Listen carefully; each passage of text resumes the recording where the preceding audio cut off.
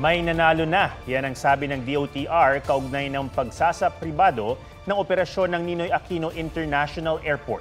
Ang nanalong bidder na mag-aayos daw ng NAIA di lang world-class na paliparan ng pangako, kundi magandang benepisyo na makukuha ng gobyerno. May report si Joseph Moro.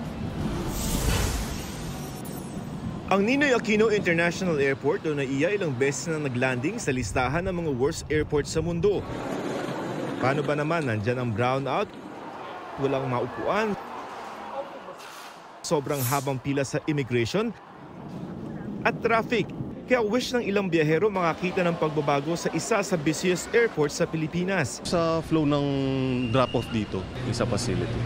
Mas maluwag, mas maganda. Maisa katuparan kaya yan ngayong may nanalo na. The winning bidder, the SMC SAP Group. Ang SMC SAP Consortium ang nanalo sa 170.6 billion pesos na NAIA Public-Private Partnership Project o pagsasapribado ng operasyon ng airport. Kasama sa consortium ang San Miguel Holdings Corporation na negosyanteng si Ramon Ang at ang Incheon International Airport Corporation na nagpapatakbo ng Incheon International Airport sa Korea.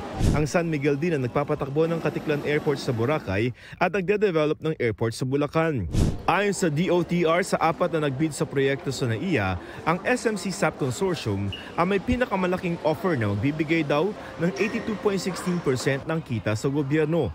36 billion pesos ang inaasang ibibigay nitong kita sa gobyerno taon-taon o 900 billion pesos sa loob ng 25 years na kontrata nito.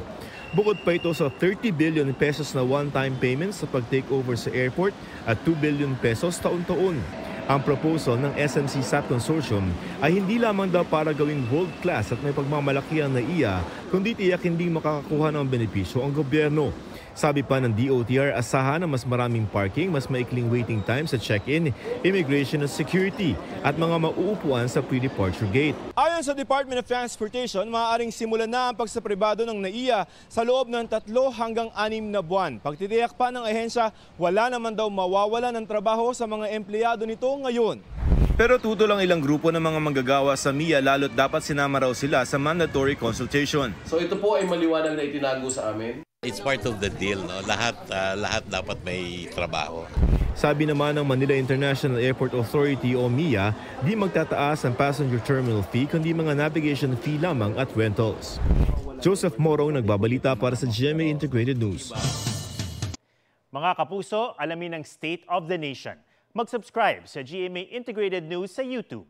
Sa ating mga kapuso abroad, samahan nyo kami sa GMA Pinoy TV at sa www.gmanews.tv.